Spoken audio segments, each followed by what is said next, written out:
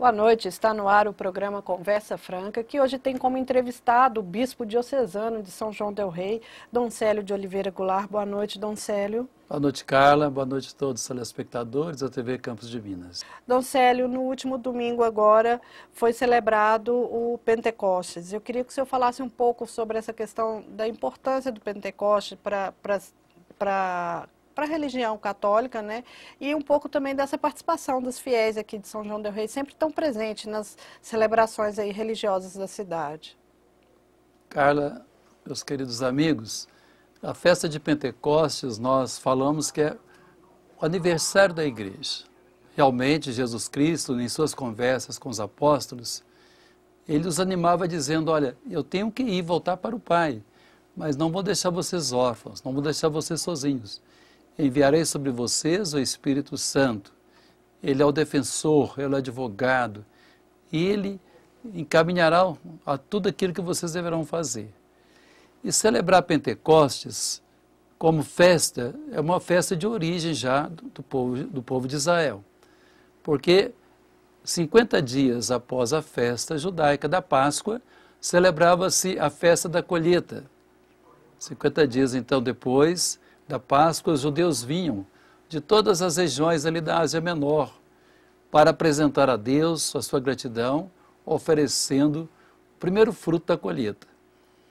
E São Lucas narra para nós, nos Atos Apóstolos, o evento Pentecostes na nossa Igreja Católica, a origem então ali de todo o nosso cristianismo, digamos assim, através desse evento. São Lucas fala no capítulo 2, quando chegou o dia de Pentecostes, os discípulos estavam reunidos no mesmo lugar, naquele lugar em que haviam feito a última ceia com Jesus Cristo. De repente veio do céu um ruído, como que de um vento forte, que encheu toda a casa em que se encontravam. Então apareceram como que línguas de fogo, que se repartiram e repousaram sobre cada um deles. Todos ficaram cheios do Espírito Santo e começaram a falar em outras línguas, conforme o Espírito lhes concedia expressar-se. Então, Carla, meus queridos amigos, a festa de Pentecostes para nós é aquele momento em que os apóstolos se sentem iluminados, fortalecidos pela presença do Espírito Santo e têm a coragem de sair ali pelas ruas de Jerusalém. São Pedro faz aquele primeiro discurso, digamos assim, primeiro anúncio sobre Jesus Cristo, publicamente ali, já sem receios, porque ele sabia que o Espírito Santo estava com ele. Então, a partir daquele momento, muitos se converteram ao cristianismo. Então, voltando ao início de sua pergunta, Pentecostes para nós celebramos esse momento em que, de fato, os apóstolos iniciam sua missão, que havia sido ordenado pelo próprio Senhor Jesus.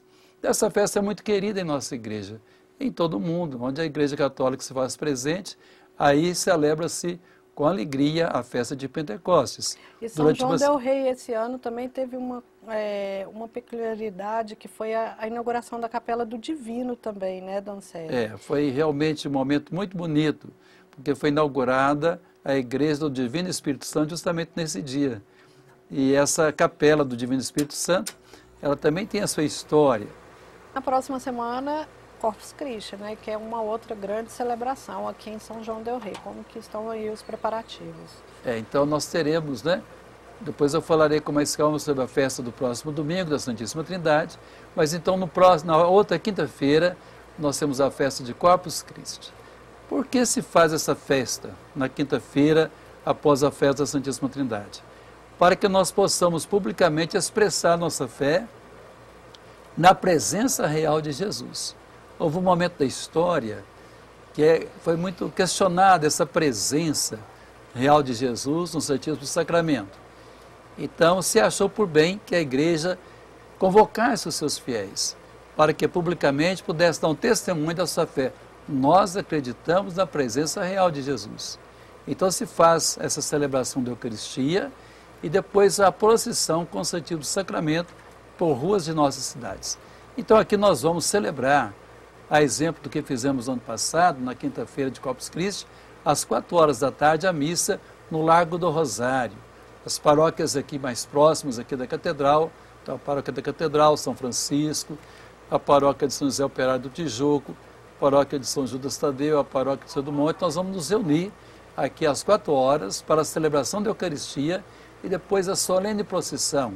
Durante essa procissão são dadas 3 bênçãos do Santíssimo Sacramento, abençoando a nossa cidade, abençoando o nosso povo e demonstrando então que realmente o Senhor Jesus se faz presente na Eucaristia e nos leva também a viver uma realidade eucarística.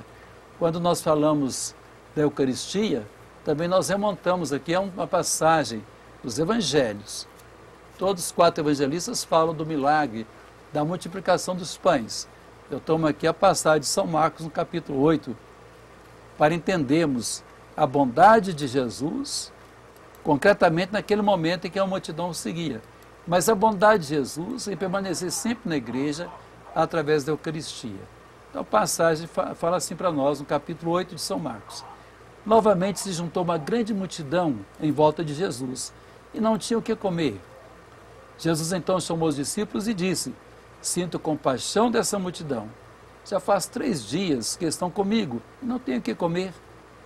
Se eu os mandar embora, vão desfalecer pelo caminho. E alguns vieram de longe.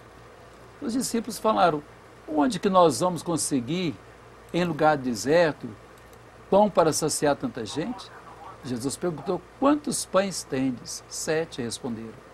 Jesus mandou que a multidão se sentasse no chão, pegou os 7 pães, deu graças, partiu-os e deu aos discípulos para que distribuíssem à multidão. Deu também alguns peixinhos. Jesus abençoou e mandou distribuir. Comeram e ficaram saciados. E ainda recolheram 7 cestos com os pedaços que sobraram. A Janaína do Centro, Pentecostes é uma festa judaica? Janaína, como eu explicava anteriormente no primeiro bloco, de fato, a festa, né, de Pentecostes, a palavra Pentecostes, da língua grega, significando 50 dias após a festa da Páscoa, havia uma outra festa judaica, que era a festa da colheita. E foi naquele dia daquela festa que os apóstolos receberam o Espírito Santo. Então, na origem, Pentecostes, de fato, foi uma festa judaica, como havia a festa da Páscoa, a festa de Pentecostes, da colheita, e a festa das tendas. Eram as 3 festas importantes na história do povo de Israel.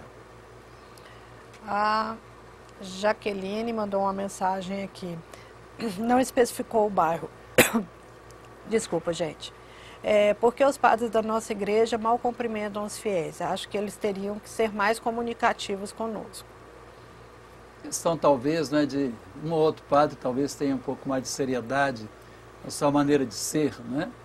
Mas eu sinto que os nossos padres aqui são atenciosos, são educados, né? Mas essa questão que você levanta, né, faz questão também de colocá-la para os meus padres, dizendo: olha, meus padres têm recebido algumas reclamações. Talvez o bispo também, né?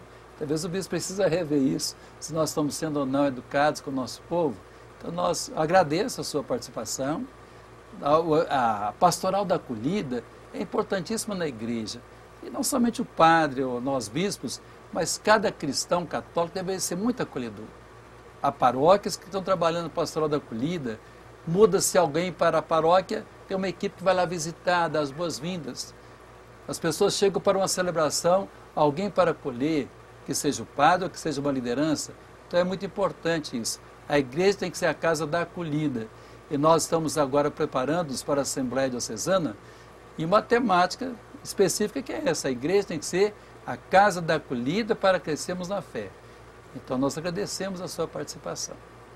O Henrique Calçavara Doncelli mandou um e-mail aqui para a gente. Aí ele coloca: primeiramente, gostaria de dizer que não sou defensor de nenhuma religião, mas gosto de estudar a Bíblia. Aí ele fala: o católico defende que não adora imagem, em Êxodo 20.4.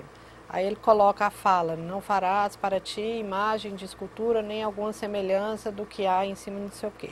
E em Eclesiastes também, que ele fala: porque os vivos sabem que hão de morrer, mas os mortos não sabem coisa nenhuma. Aí ele questiona: o santo nada mais é que alguém que já faleceu. Por favor, me explique o porquê, né, da questão dos santos na igreja. De fato, a igreja nunca nos ensinou nós nunca ensinamos os nossos católicos para adorar a imagem. Nós falamos que nós podemos prestar um culto àquela pessoa que foi reconhecida pela Igreja oficialmente como santo ou santa, seja São José, seja Nossa Senhora, seja Santa Luzia, qualquer santa. Então, essas pessoas, elas tiveram uma vida tão próxima de Deus que foram reconhecidas como pessoas santas, mas não para serem adoradas, mas então que merece a nossa veneração. Nós sabemos que a Bíblia fala assim, nós podemos adorar um pedaço de pau, um pedaço de barro, isso é idolatria. Concordamos com isso plenamente, não é? Mas então, quando você tem uma imagem na igreja de um santo, é para você então, ao ver aquela imagem, você então de fato se lembre da vida que aquela pessoa teve. Aquela pessoa foi mártir na igreja, aquela pessoa foi um santo confessor, e assim vai. Então, aquela imagem, aquele quadro que a gente vê de um santo nos remete, nos leva àquela pessoa que representa. Mas, de fato, a igreja nunca ensinou. E eu nunca vou ensinar. Você deve adorar essa imagem. Não é? Isso é uma madeira, isso é um gesso. Você deve, então, venerar ou prestar uma lembrança, um culto àquilo que representa essa imagem. Que seja São Francisco, que seja Santo Antônio. Essa questão realmente, né, ela muitas vezes ela complica, porque às vezes as pessoas não aceitam esse argumento que eu estou falando aqui. Não é? Mas a explicação clara é esta, não tem outra explicação. Nós não adoramos imagens. E não queremos que os nossos católicos adorem imagens.